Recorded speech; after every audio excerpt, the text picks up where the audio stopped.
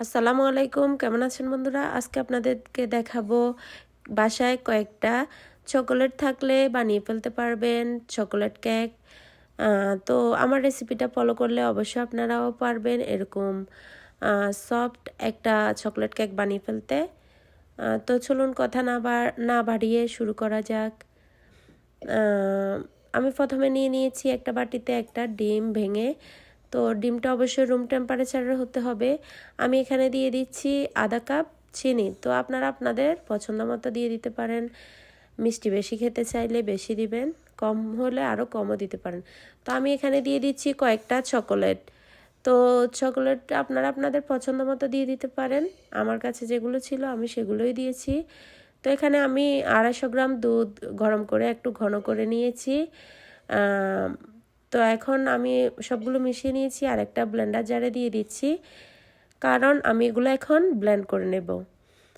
তো আর এখানে দিয়ে দিচ্ছি 1 কাপ পরিমাণ রান্নার রেগুলার সয়াবিন তেল। তো এখন আমি সবগুলো দিয়ে দিয়েছি। এখন দিয়ে দেব হচ্ছে ব্লেন্ড করতে। তো এখন এখানে ব্লেন্ড করা হয়ে যাচ্ছে। তো দেখতে পাচ্ছেন ব্লেন্ড করে নিয়েছি। এখন আমি এখানে দিয়ে দেব শুকনো উপকরণ। তো আমি এখানে দিয়ে দিচ্ছি অল পারপাস যে ফ্লাওয়ার পাওয়া যায় ওগুলা। তো আমি আর একটু এগুলা মিশিয়ে নিয়েছি। ও আচ্ছা, আমি আরও 1 চামচ দিয়েছিলাম বেকিং পাউডার আর 1 চামচ দিয়েছিলাম বেকিং সোডা। তো আমি সবগুলো দেখতে পাচ্ছেন ব্লেন্ডার জারে ব্লেন্ড করে ভালো করে মিশিয়ে নিয়েছি। এখন আমি যে মোল্ডে কেকটা বেক করে নেব সে মোল্ডে নিয়ে নিয়েছি একটু তেল দিয়ে এখন এগুলোকে আমি ভালো করে মিশিয়ে নিচ্ছি চারপাশে মোল্ডের।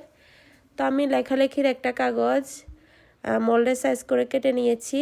এখন এটা দিয়ে দিচ্ছি। এখন দিয়ে এটা আরেকটু উপর থেকে তেল ব্রাশ করে নেব বা হাতের সাহায্যে লাগিয়ে নেব। তো এখন আমি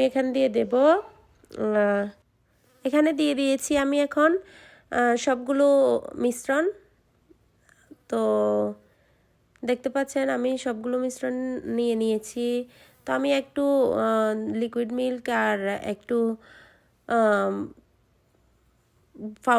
মিল্ক পাউডার দিয়ে ভালো করে একটা এরকম সসের মতো তৈরি করেছি। আর এটা দিয়ে একটু ডিজাইন বা গার্নিশ করে নিতে চাইছিলাম, যেহেতু আমার এটা হয় নাই পারফেক্টলি।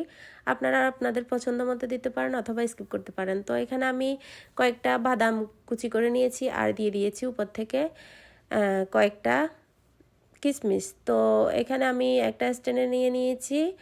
এভাবে ঝাঁকিয়ে নেবেন যাতে ভিতরে থাকা বাবলসগুলো বার হয়ে যায়। আর এখানে আমি 2 মিনিটের মতো ঢাকনা বন্ধ করে চুলায় লবণ দিয়ে প্রি হিট করে নিয়েছি। তো এখন আমি দিয়ে দিয়েছিলাম 40 থেকে 45 মিনিট এটা কুক করে নিয়েছি একদম লো হিটে। তো দেখতে পাচ্ছেন এখানে রেডি হয়ে গেছে আমার সেই কাঙ্ক্ষিত চকোলেট দিয়ে চকোলেট কেক রেসিপিটি। অবশ্যই এটা দেখতে যেমনই হোক খেতে কিন্তু ভীষণ মজার হয়েছিল। সত্যি অসম্ভব মজার হয়েছিল আর কি। তো আপনারা এটা বাসায় ট্রাই না করলে বুঝতে পারবেন না। আর আজকে আমার ভিডিওটা কেমন লাগলো অবশ্যই কমেন্টে জানাবেন। নতুন হলে সাবস্ক্রাইব করবেন। ভালো থাকবেন সবাই। আল্লাহ হাফেজ।